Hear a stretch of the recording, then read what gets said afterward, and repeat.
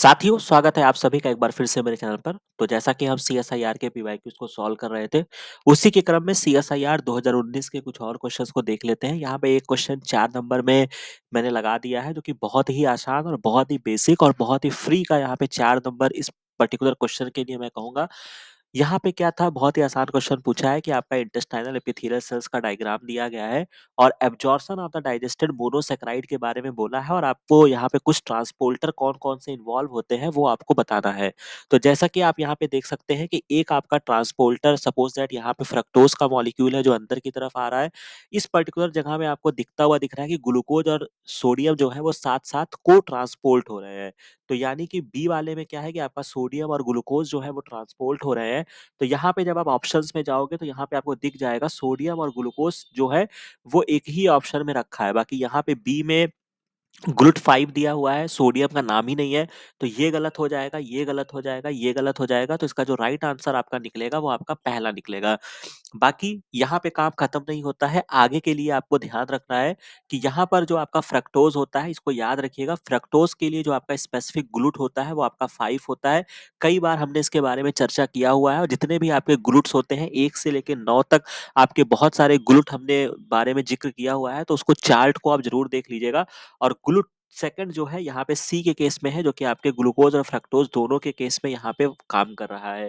तो एटलीस्ट आपको जो मेरे हिसाब से याद रखना है वो आपको एटलीस्ट आपको फ्रक्टोज याद रखना है, जो कि आप नेक्स्ट एग्जाम के लिए अपना नोट डाउन कर लीजिए कि हो सकता है आपको दूसरे एग्जाम में इस तरीके का क्वेश्चन आपको देखने को मिल जाए। तो खैर ये तो बोनस क्वेश्चन मैं कहूंगा, क्योंकि जरा सा ब्रेन लगा के आप इस क्वेश्चन को ट्रैक कर सकते थे। इसके बाद एक और क्वेश्चन जो कि ब्लड ग्रुप के रिगार्डिंग और इसके रिगार्डिंग भी हमने आपको चर्चा किया हुआ है, मैचिंग का क्वेश्चन है और आपसे कह रहा है कि कौन सा कॉम्बिनेशन नॉट करेक्ट है for the blood group type और सेट ऑफ द एंजाइम, यानी कि मतलब जो उसके एंजाइम होते हैं। तो सिंपल सी कहानी होती है, आपके 4 ब्लड ग्रुप होते हैं, ए होता है, बी होता है, ए बी होता है, ओ होता है। सिंपल सी कहानी, ए में ए एंटीजन, बी में बी एंटीजन, ए बी में दोनों एंटीजन होते हैं, ओ में कोई नहीं होता है। होता क्या है, जो आपका बी ब्लड ग्रुप होता है, अगर आप इसके स्ट्रक्चर पे जाएंगे, जो कि मैं यहाँ पे आपको दिखा देता हूँ, ये देख लीजिए आप, जब कोई एंटीजन नहीं है, ये आपका नॉर्मल मॉलिक्यूल्स है, लेकिन जैसे ही यहाँ पे ए एंटीजन आता है तो ये आपका एन एसिटिल गैलेक्टोसामाइन यहाँ पे जो आपका मॉलिक्यूल होता है उसको आपको ऐड किया जाता है सिस्टम के द्वारा। और बी एंटीजन जो होता है उसमें गैलेक्टोज का एक मॉलिक्यूल जो होता है वो ऐड किया जाता है। तो यही आपका डिफरेंस है। अब चूंकि आप यहाँ पे गैलेक्टोज को ऐड कर रहे हैं तो आपको एंजाइम कौन सा चाहिए होगा, आपको गैलेक्टोज ट्रांसफरेज चाहिए होगा। यहाँ पे आप क्या ऐड कर रहे हैं, यहाँ पे आप एन एसिटिल गैलेक्टोसामाइन ऐड कर रहे हैं तो आपको एन एसिटिल गैलेक्टोज ट्रांसफर चाहिए होगा। बाकी फ्यूकोस का मॉलिक्यूल यहाँ पे ऑलरेडी पड़ा हुआ होता है, तो आपसे सिंपली पूछा गया है कि क्या आपके सिस्टम में यहाँ पे कौन से मैचिंग में नहीं होगा। तो यानी कि बी में मेरा गैलेक्टोज मॉलिक्यूल होता है, तो यानी कि मुझे गैलेक्टोज ट्रांसफरेज एंजाइम चाहिए होगा और फ्यूकोस तो आपका रहेगा ही रहेगा। तो बी का फर्स्ट और थर्ड हो जाएगा। इसी तरीके से ए के कॉम्बिनेशन में आपका फ्यूकोस तो रहेगा ही और आपका एन एसिटिल गैलेक्टोसामाइन हो जाएगा। ए बी में आपको दोनों ही एंटीजन और कह सकते हैं कि आपका जो फ्यूकोज मॉलिक्यूल होगा वो भी आपको चाहिए होगा। तो ए बी में आपका ये हो जाएगा, लेकिन जो आपका ओ एंटीजन होता है, जिसको आप टेक्निकली ओ बोलते हैं, उसमें आपका कोई भी एंटीजन नहीं होता है। बाकी ये चार्ट बहुत ही इंपॉर्टेंट है, यहाँ पे मैंने लगा दिया है। ए ब्लड ग्रुप है तो उसमें ए एंटीजन है, बी में बी एंटीजन है, ए बी में दोनों है। और ये आप जीरो पढ़ लो या ओ पढ़ लो, इसमें कोई भी एंटीजन नहीं होता है। अगर हम इसमें सीरम एंटीबॉडी की बात करते हैं तो ए में एंटी बी होता है, बी में एंटी ए होता है, ए बी में कोई नहीं होता है, ओ में दोनों के खिलाफ आपके क्या कहते हैं कि आपका एंटीबॉडी होता है। बाकी कौन किसके ब्लड ग्रुप को रिसीव कर सकता है, तो इसको भी याद रखिएगा। ए बी को हम क्या बोलते हैं, यूनिवर्सल एक्सेप्टर बोलते हैं। तो ये सभी तरीके के ब्लड को रो मतलब एक्सेप्ट कर सकता है। और ओ जो होता है इसको हम यूनिवर्सल डोनर कहते हैं। तो यहाँ पे आपको क्वेश्चन समझ में आ गया होगा।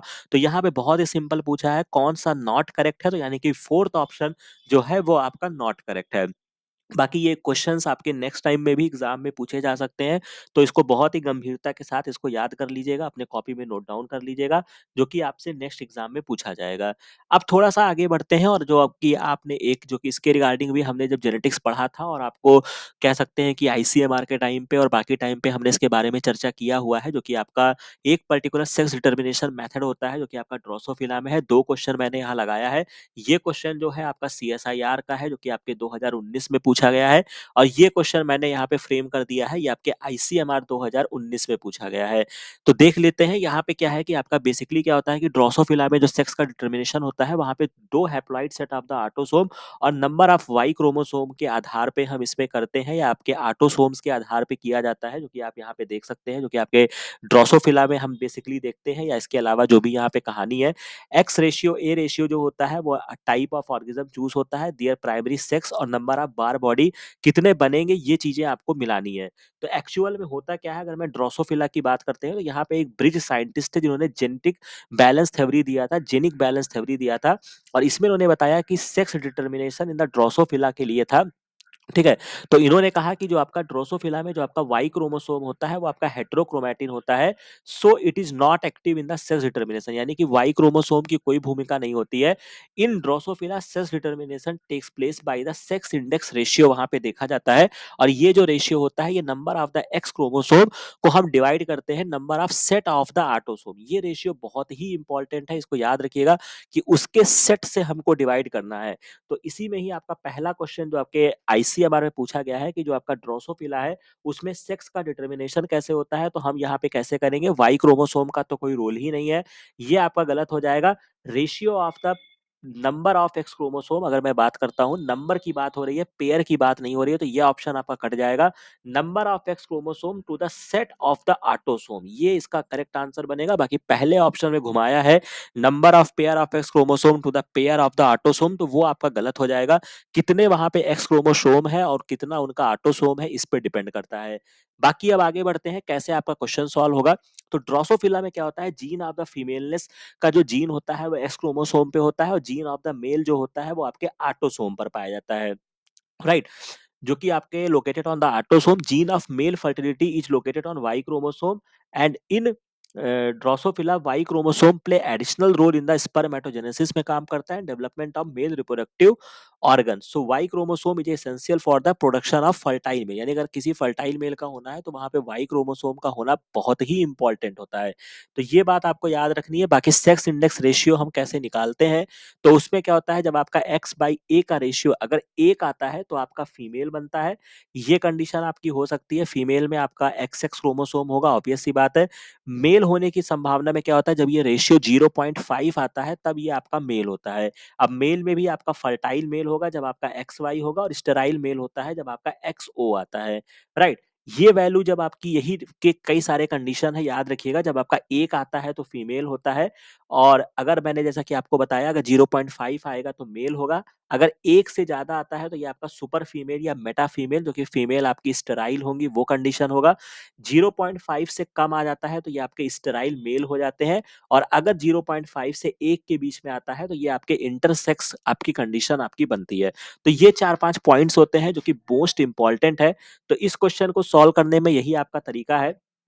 तो अब आप देख लीजिए, अब यहाँ पे आपको x अपॉन रेशियो 0.5 दिया है, तो 0.5 किस में होगा, ड्रोसोफिला में हमने पढ़ लिया, यानी कि फर्स्ट का बी लगाना है मुझे, यहाँ रखा हुआ मिल रहा है लगभग सब जगह। अगर 0.5 आएगा तो आपका सेक्स का कौन सा बनेगा, आपका मेल बनेगा। तो यानी कि हम क्या करेंगे, ड्रोसोफिला को मेल से लगा देंगे, बी का फर्स्ट हो जाएगा। फिर हम मेल के बाद जाएंगे और यहाँ पे कितनी बार बॉडी हो सकती है। तो अगर मेल होगा बेटा, तो मेल होगा तो या तो यही कंडीशन होगा। बार बॉडी निकालने की कहानी मैंने आपको बहुत बार से आईसीएमआर के टाप से बता रहे हैं कि नंबर ऑफ द जो आपके एक्स क्रोमोसोम होते हैं उसमें से एक माइनस कर दिया जाता है।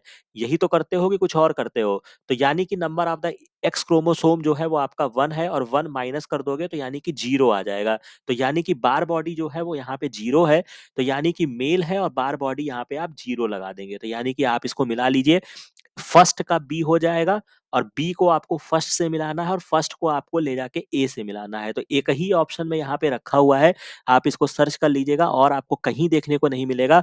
तो एक ऑप्शन से आपका ये आंसर सॉल्व हो गया, राइट? बाकी अगर आपको ह्यूमंस के बारे में पता है, बाकी रेशियो अगर आपको पता है तो वेल एंड गुड, नहीं पता है तो भी इतने कहानी से आपका आंसर सॉल्व हो गया। तो किस तरीके से आपकी थोड़ी-सी इन्फॉर्मेशन या थोड़े से ज्ञान से आपका क्वेश्चन सॉल्व हो गया। अब अगर हम थोड़ा-सा आगे बढ़ते हैं, बाकी बार बॉडी हमेशा मैंने आपको बताया है, सपोज़ दैट अगर मैं इसको ले लेता हूँ, इस पर्टिकुलर सिनेरियो में आपसे पूछा जाता है कितने बार बॉडी हैं, तो नंबर ऑफ एक्स क्रोमोसोम 3 है और 1 से माइनस कर दीजिए तो ये आपके 2 बार बॉडी हो जाते हैं। अब यहीं पर मैं आपको बता देता हूँ कि ये बार बॉडी है क्या चीज़? आखिर ये बार बॉडी टेक्निकली क्या इसकी डेफिनेशन है और क्या इसकी कहानी है? तो बार बॉडी टेक्निक इसको हम लायंस हाइपोथेसिस के माध्यम से इसको बताते हैं।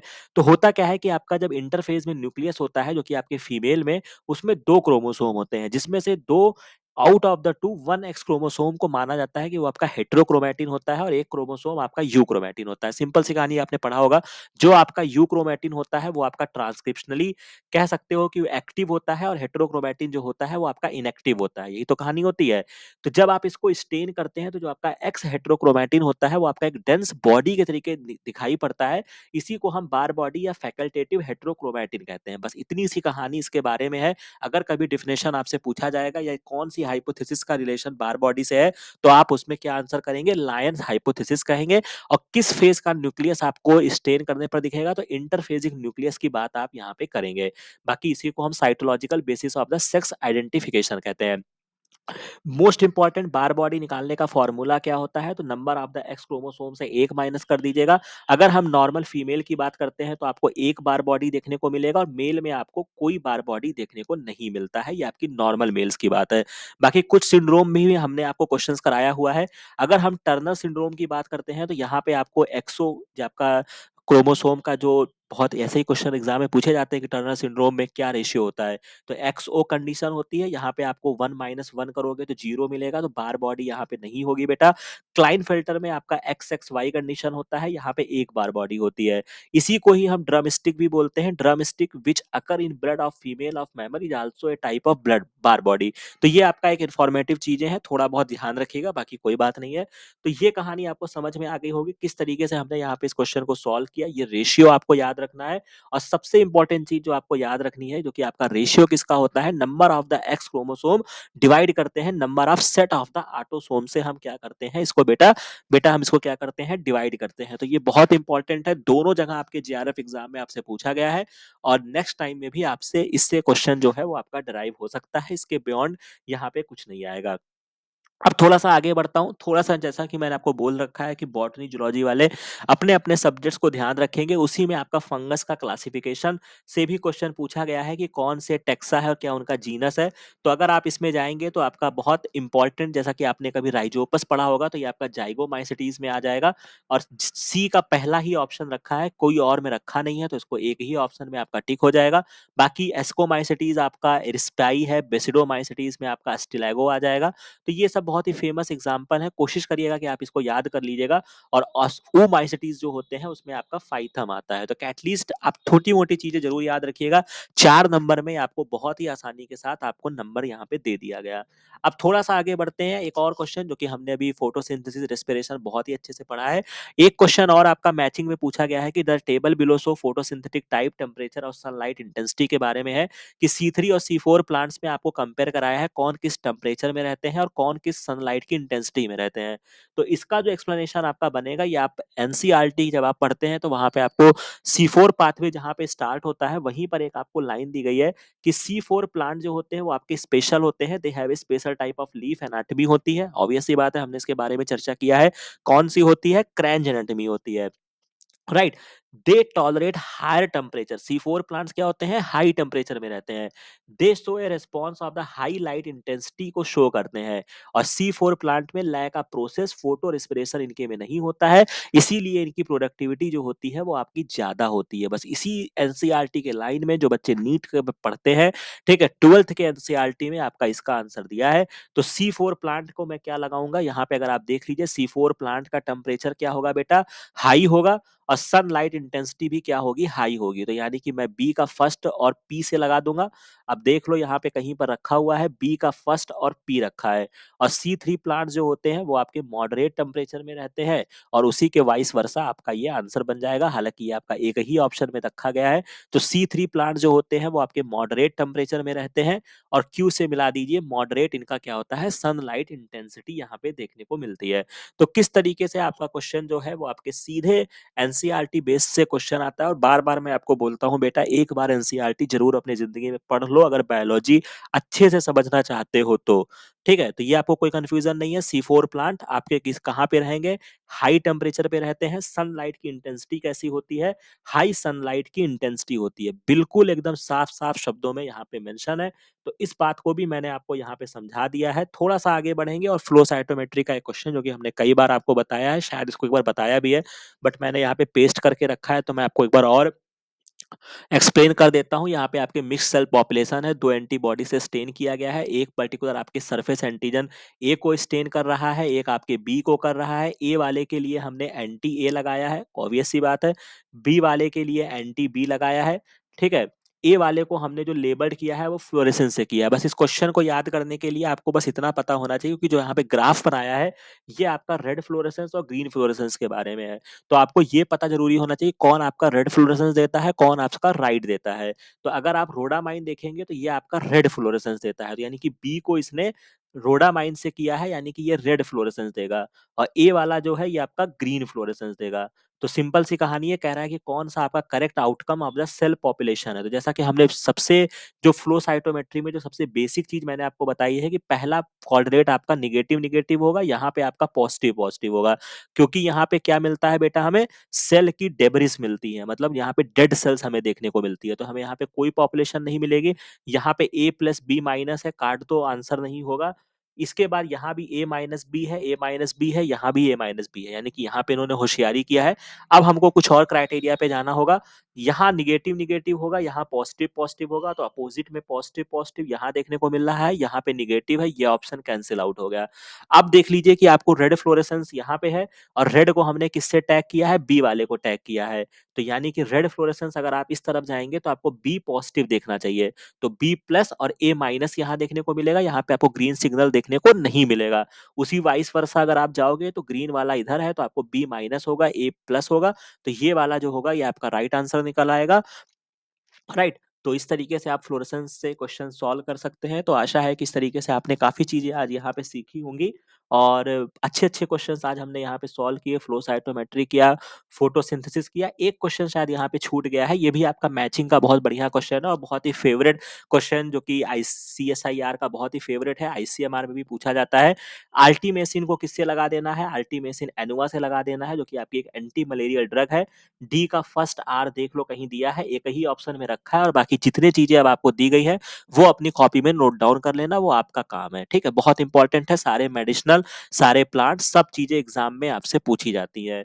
राइट, तो ये आपका आंसर हो गया। तो इस तरीके से हमने ये सारी चीजों को कर लिया है। आशा है कि ये सारी चीजें आपको अच्छी लगी होंगी। बाकी चैनल को ज्वाइन कर लीजिए, कमेंट करिए, अपनी बातें रखिए, शर्माइए नहीं।